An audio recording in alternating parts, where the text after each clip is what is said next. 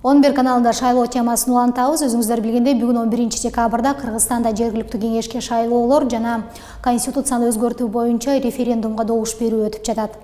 Бүгүн эртең менен Кыргызстан боюнча 2365 шайлоо участогу ачылды. Мындан тышкары өзүңүздөр билесиздер, Кыргызстандан чет жүргөн биздин журтташтар үчүн чет мамлекеттерде 35 добушкана ачылды. Ал эми Бишкекте болсо шайлоочулардын добуш берүүсүн жеңилдетүү үчүн кошумча 32 шайлоо участоктары иштеп жатат.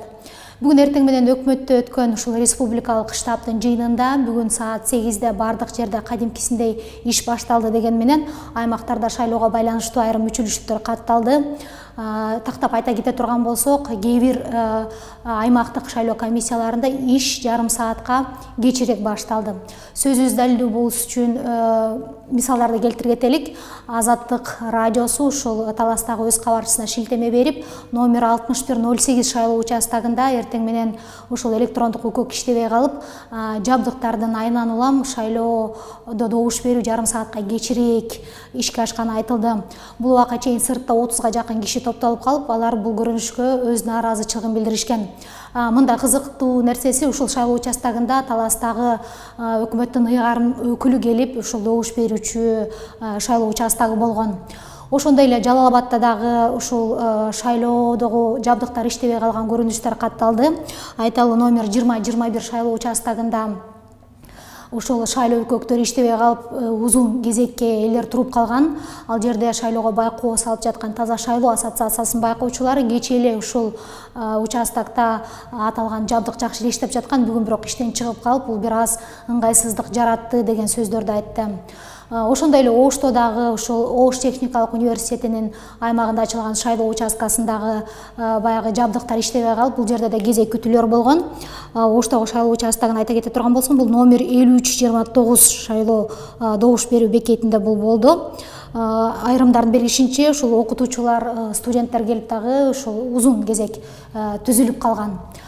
Бишкектеги абал боюнча айта турган болсом, Бишкекте көбүнчө ушул шайлоочулар келип добушканаларды өздөрүнүн тизмеден таппай абдан убара болушту. Бул жерде атай кетүүчү негизги нерсе, бул жолу шайлоодо ушул шайлоочулардын тизмесин мамлекеттик каттоо кызматы түздү.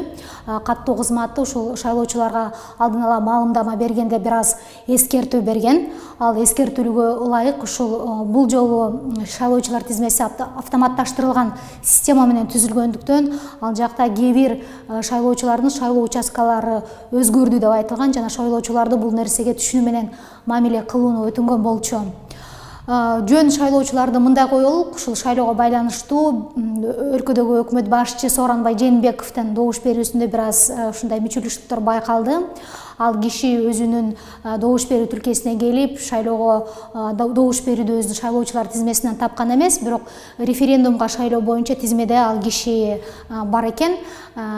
Кийин ушул шайлоо комиссиясынын мүчөлөрү бул нерсе эмне үчүн ушундай болуп калгандарына түшүндүрмө беришти. Көрсө ушул өкмөт башчы өзү баягы каттоосу, өзү туулган жери Ошто экен. Ал жерде болсо быйыл жазда эле жергиликтүү кеңешке шайлоолор өткөн.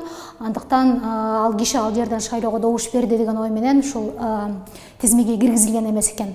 Ошентсе дагы премьер-министр референдумга карата добуш берди жана ошондой эле жергиликтүү кеңешке карата добуш бергени айтылып жатат.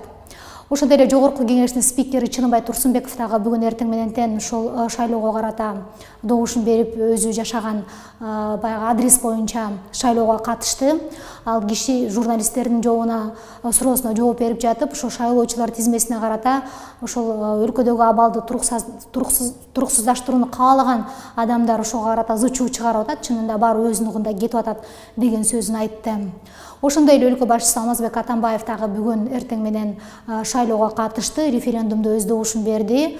Мамлекет башчысы ушул шайлоого байланыштуу укук коргоо органдары тыкыр көз салат, өзгөчө башкы прокуратура бул нерсени өзү жеке көзөмөлүнө алууда деп айтты. Ошондой эле Атамбаевдин айтуусу боюнча азыр шайлоого байланыштуу бир эле даректе бир нече адамдарды каттап коюп, аларды добуш бердирген учурлар болуп жатат жана бул нерселер боюнча сөзсүз түрдө кандайдыр бир чаралар болот деп айтты.